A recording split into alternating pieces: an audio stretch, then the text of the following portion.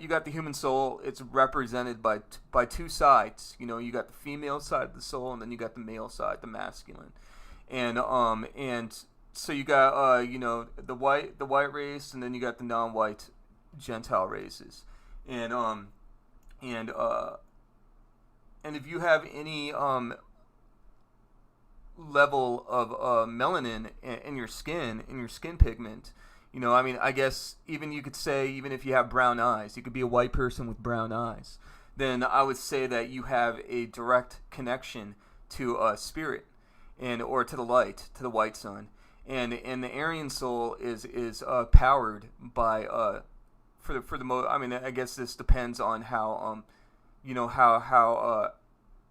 how much melanin you have anywhere in your body, but I'm talking about like the pure Aryan types: blonde hair, white skin, blue eyes.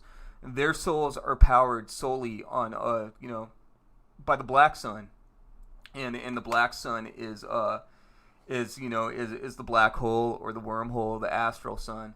And I know in Norse mythology, I think they call it the Rainbow Bridge.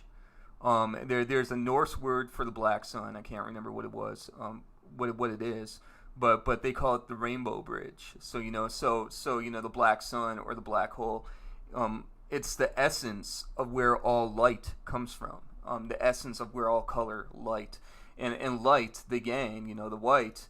It represents all colors on the spectrum, the white color. So there's two sides to the human body. You got the physical, or two sides to the human soul. You got the material or physical plane, the side that we're not cut off from what we can see, and then you got the metaphysical, the side that we are cut off from, and the Aryan soul on the physical realm is represented by light, only because their souls are powered by the black sun, which is, the black sun rules over their metaphysical side, the metaphysical side of their souls. This is the complete opposite for the black race, where their souls, the power behind their souls is the white sun, and because of this, they are represented by the black sun here in the material world, hence the dark skin. And the dark skin acts as a spiritual receptor at the same time, for light energy, which ties directly into dark matter. Darker the colors are, the more it ties in with the black sun, the color black, or any dark color, period. And it ties into dark matter, and this acts as a spiritual receptor for light energy. So that gives the non-white races on this planet a direct connection to spirit, whereas the white races have a direct connection to the black sun. And so in the material world, in the physical world, it's, or well, in this matrix, not in the material physical world, but in this matrix, white people are solely dominated by, I don't know if I should say the left brain, or logic, logical thinking. It's very rational, logical thought, and that type of thinking is very predominant in Western European white societies, where you will not find anything that is really spiritual in nature, and that's the reason why so many white people flock to places like India, places like South America, places sometimes even Africa. They go to taste a real form of magic, spirituality, which is not found in European societies due to their inherent ties to the black sun, and not to mention, it's not so much their inherent ties to the black sun, but it's because white people themselves have been cut off from the light, from occult power and knowledge, like we all have. And if that wasn't the case, there would be a form of magic, spirituality represented within white societies. And if that wasn't the case for the non-white races either, we would be able to utilize our own light, which we have a direct connection to, a lot more so, a lot greater than how we do now, and there would be a balance among race, which can only be found outside this matrix. A balance, racial equality, real racial equality, which does not exist within this matrix. So yeah, the human soul comes in two parts: the masculine and the female, and depending on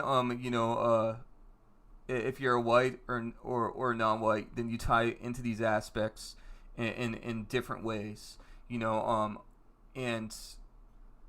and we live in a place within a matrix, and that's in this matrix. Another word for this matrix is Plato's cave, or the cave concept that Plato came up with.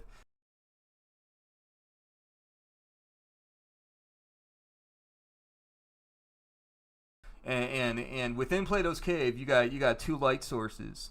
You got the light, the real light that is coming out from the exit of the cave, and you must in the cave, inside the cave, it's like a giant labyrinth, a giant maze, that it's not easy to find the exit out of this cave. Another name for this labyrinth is the Hotel California. Sung by the Eagles. The Hotel California song. That's another. That song is based around the idea that you're in a matrix that you can't get out of. And so the Hotel California, you go too deep into the Hotel California. Where you eventually reach the master's chamber. That's where you find out the horrible truth, that you're in a matrix, that you're in the Truman Show biosphere, but a much worse version of such than what was actually promoted in that movie.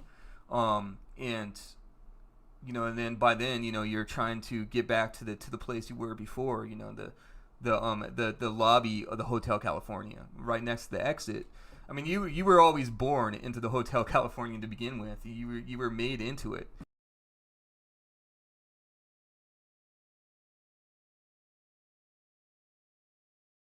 I mean, Mayan myths, the creation myth told by the Mayans, talk about humanity being made out of corn. Okay, so and what's another word for corn? Well, another word for corn is maize. M-A-I-Z-E, maize. And the phonetic word for maize is maze, as in labyrinth, maze.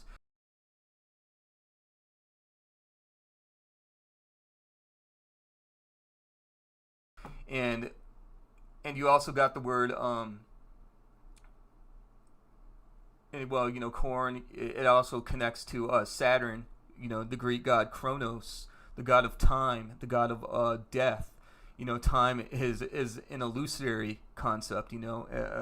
Time is not real, and it's one of the one of these false concepts that's promoted within this matrix as a means to keep humanity stuck here, to kill us, to destroy us. And in the planet Saturn, somehow also, I think, plays a role in the reincarnation process too, because you also have the word sat, and then in Saturn you got the word sat, and you got the word urn, as in urn, like where you put your ashes, like if you die and you get cremated and those ashes are placed in an urn, that's Saturn is where you sit the urns of souls at, or at least it's said that souls go there after death, and they somehow go through this reincarnation process. It ties to the process somehow to reincarnation, which throws you back into this matrix. So Mayan myth talks about humanity being made out of two types of corn. You got white corn, and then you got yellow corn. Yellow represents female, white corn represents male, the light aspect. And they talk about the gods, fearing humanity's power, so they cut the soul in half. And this is talked about in Greek mythology too. Plato, the Greek the Greek philosopher Plato wrote about it, and talking about how the gods, how Zeus created humanity and with 4 arms, 2 heads, 4 legs, and fearing the power that humanity had, Zeus cut us in two, cut us in half, and then threw our other part into into darkness or the abyss, and so now humanity's always in search of that other part, but that other part represents our connection to the light. I believe is the masculine, the light that we're cut off from. We're only tied to the female side of the soul, the black sun, and the black sun is what since we're cut off from the light, we can't utilize the female soul in the right ways. We can't utilize the black sun energies in the right way, so it becomes a dangerous ruler. The goddess becomes a lioness, and a lion-headed goddess, a devourer, Kali, standing over Shiva, and Shiva representing, a balance within this, a balance. Shiva, I think, is both female and male, representing the Godhead. Kali standing over Shiva, Kali having the fangs, it represents, that we live in a matrix in Dark City.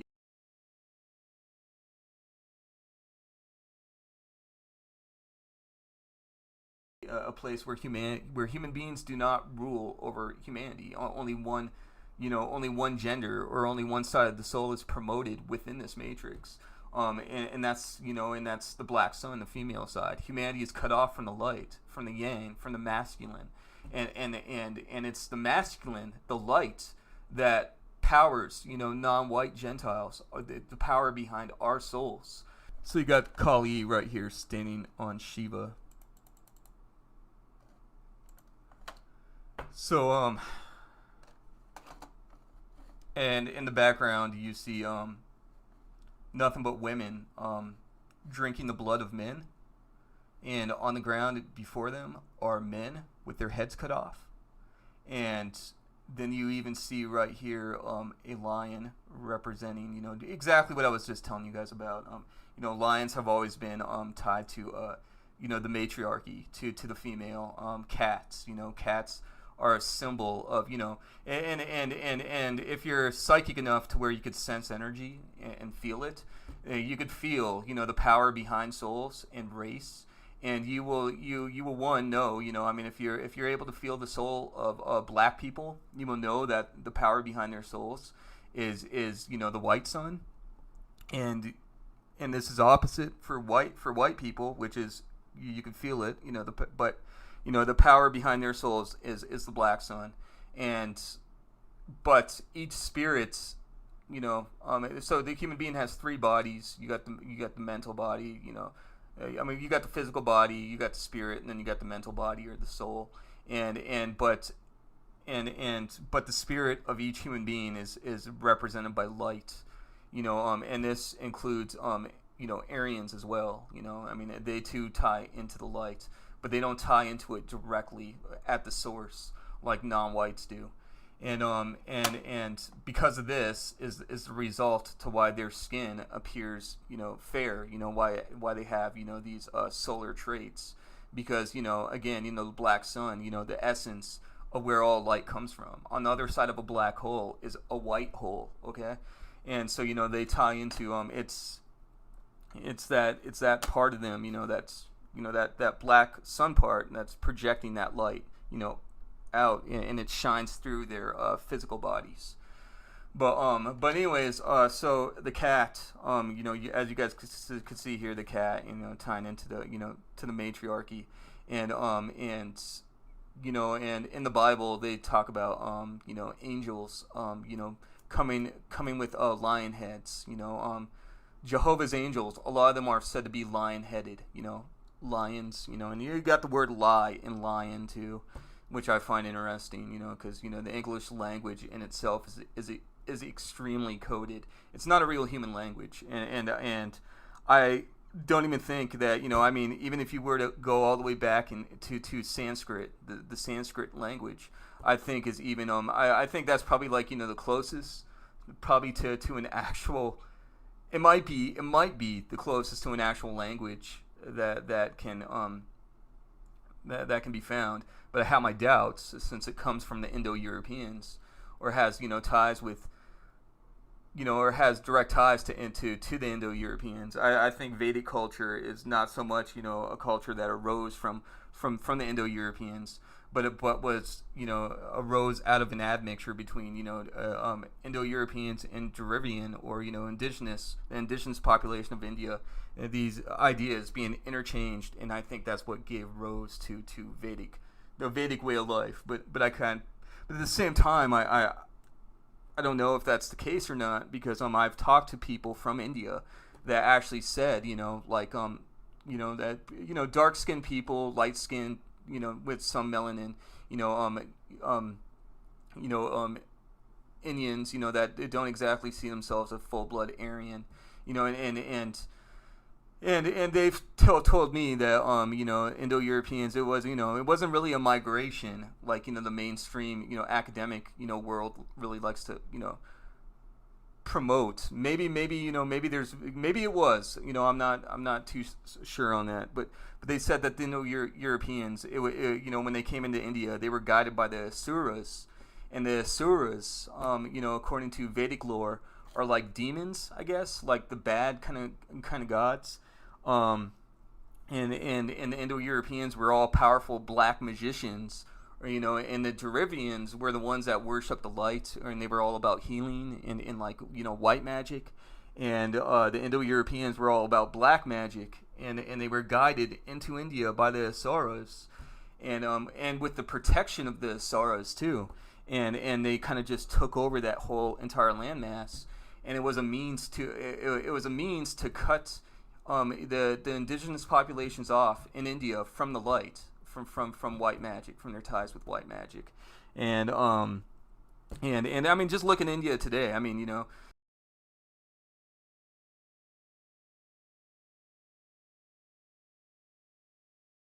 Hinduism is definitely more.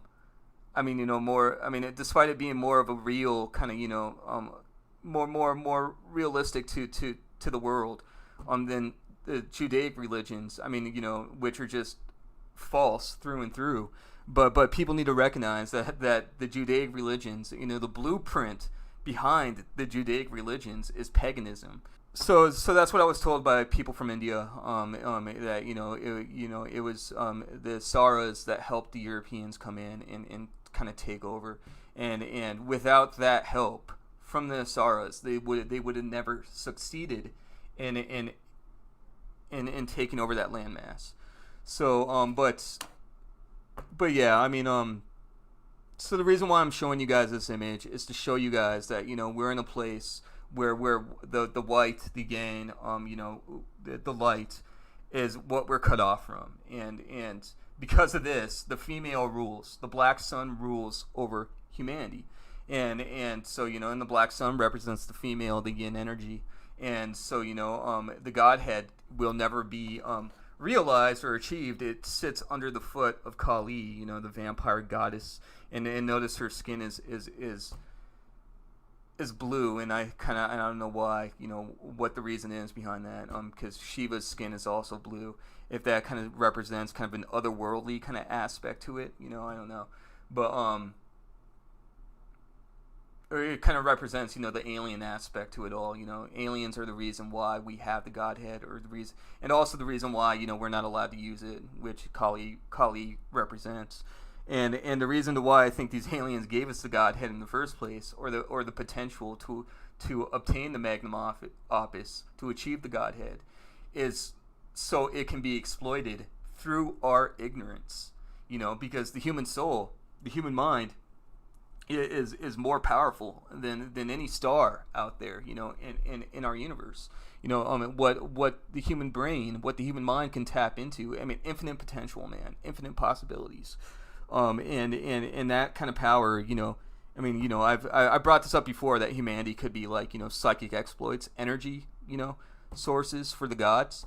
And some snide, snarky people would always say, well, they can harvest the energy of stars, so why would they even need human beings? Well, because stars don't have brains, and they don't have a quantum computer that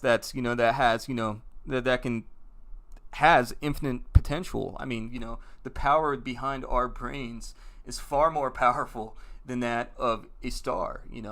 So entire universes. This entire universe is brought forth, through the brain, through this human quantum computer. So it's so us human beings, not realizing, because they created us, and then they programmed us in this way to where we don't see our own light. They disconnected it from us, and I believe they disconnected us from our own light. Through our guided evolution, which they tampered with and got directly involved in. I mean, we're not a natural product of evolution, but if we were, we would be, we would have that connection to light, and we would have we would have evolved naturally to where our emotions don't have power over us, man. But all this, I believe, is due to the fact that we're not a natural product. That the reason why we have no real control over our emotions too, and when we try to gain that control through meditation and all that, these aliens on the astral, they're waiting for us, and they're always there to stop us, to through psychic warfare, to keep us from ever advancing to a certain point, to where we can achieve the Godhead. Again, the alien vampire, hindering, Shiva, or the, or us being, realizing, our true potential, the Godhead. So, so this picture, is just very, very symbolic, man. And one thing I want to say, I get so sick, dude, of this system, saying that the non-white races, the non-white Gentile races are inferior and stupid, and who's the ones at the forefront promoting this garbage, man? It's the aliens. It's these alien shapeshifters, and the chosen races, Rh negative blood types, the Rh negative factor, which lacks the rhesus monkey, the Rh positive blood, is what gives the Gentile their ties to power too. That mammalian blood, the reptile blood, and then sectoid blood ties more into this into the matriarchy, into the black sun. They don't have the same occult potential, the same ties to light, the same ties to spirit, So and this is the reason, the Rh negative blood factor, and I think last I read, about 16% or maybe 35% of Europeans are Rh negative blood types. And then when it comes down to like Asians, having a small percentage, and then the darker the skin tone, the less that percent, the less that percentage is when it comes to Rh negative blood. And so, I believe they created the Rh negative blood types as a means to infiltrate, human societies, and a lot of these Rh negative blood types that I've ran into happen to be Masons too, Freemasons, and Freemasonry, as with any real secret society on this planet, is one that these reptilian gods, these aliens, work through as a means to infiltrate human society on all levels, through the scientific community, through race. This is the reason why nobody is really allowed to have their own ethno-state, whether you're white or not, because they get infiltrated. These racial groups, these nationalist groups, always get infiltrated by reptilians, hybrids, and the chosen race. But yeah, I'm just telling you guys though, man. Like they have society infiltrated on so many different levels. And Rh negative blood factor ties to the vampire blood. It's the vampire blood, man. And there's nothing special about that blood whatsoever. My own mother that gave birth to me is Rh negative, O negative blood type. And so, and the weird shit that I've seen her do, throughout my life, some of it would, never be believed if I made video. And I made a video about that in the past, where I saw my mother shapeshift once, into some sort of beast-like humanoid, kind of like a dog man, like a cryptid, like a werewolf. Although it wasn't a wolf, it was like a were-dog or some shit. It was really, really weird. But I actually saw my mom turn into, turn into one of those things, on a. It wasn't so much like right in front of my face on a physical level, but on a spiritual, psychic level, I saw her become one of those, and she came close. During that situation, when that situation was happening, she came close to actually physically shape-shifting too, and she knew it too, and she knew that I knew, and when I was seeing this, and she actually hid from me at the time to where, because it happened one night when I woke up in the middle of the night. I think it was like about 2:00 in the morning. It was somewhere really late at night, and I woke up to my younger brother, my youngest bro. He was I think I was around the age of, like, I don't know if I was like 23, 24 at the time, and my younger bro, he was somewhere around the age of 13, 14. He was in his room. He had strep throat and he was coughing up a storm. I woke up to that, but sometimes when I wake up, I'm in this trance state to where I'm able to see past the psychic frequency fence, the hypnosis that all human beings are under, to some degree, to where I'm able to sense spirits and pick up on things I'm not supposed to pick up on, quote unquote, not supposed to, and I saw my mother this particular night, when I was in this sort of really psychic state of mind, and she was not human. She was something else, man, and some sort of beast humanoid, and I swear that was her Rh negative blood, speaking there to me, but she knew that I knew, and she realized it too, and she felt it, and she sensed it, and she was gonna go into my bro's room to give him medicine for his strep throat, but when she felt my consciousness, or me being awake and me peering through the walls at her through my third eye, my sixth sense, she felt it, and she knew, and she stayed in her room, because she knew if she would have walked out, I would see her as she really was. And so she waited, and I remember at the time I was very scared, man. It was like one of those life and death situations where I did not want to see her true form, because I don't know what would have happened if she would have walked out of her room and I saw some sort of beast, were-dog, cryptid type of creature walk out of her room. But and I didn't know, like if I don't know what she would have done to me if I would have saw the awful truth.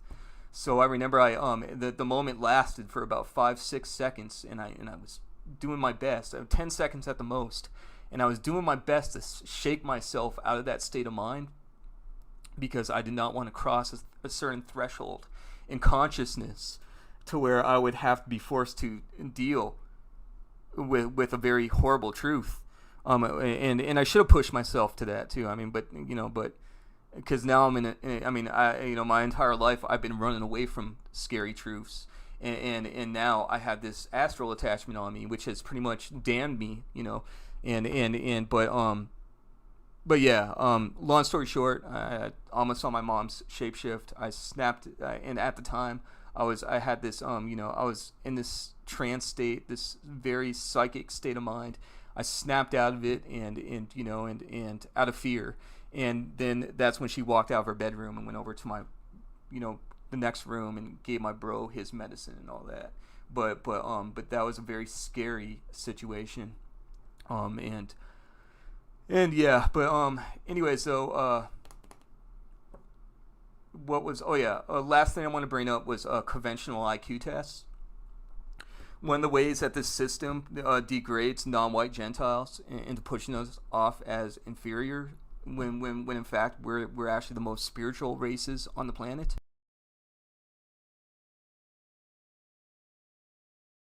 And as I just got done telling you guys, the soul is represented by two forms of intellect. You got the female intelligence, and then you got the male intelligence. And only one of these forms are really measured on IQ tests, conventional IQ tests, whereas the other form is completely, ignored, if not for the most part, and which is, psychic IQ, psychic intuition, psychic intelligence. And since we're cut off from one side of the soul, those IQ tests, conventional IQ tests, will never measure one's full-on IQ. And therefore, since, non-white Gentile races tie into different aspects of the black and white sun than the Aryan race does, those IQ tests will never be fair to the non-white Gentile races. They'll never be fair to us, and but instead we'll push this off as the stupider and less capable races, which is complete and utter bullshit, man. And another bad thing about those conventional IQ tests, another way that they're flawed in, is they can be directly influenced by third party manipulators, negative astral entities, and not every non-white person that does those IQ tests and that aren't East Asian score bad on them. There's some really dark-skinned Gentiles that do score really good, and you have to question whether or not those are the Rh negative hybrids or not, or some sort of reptilian host.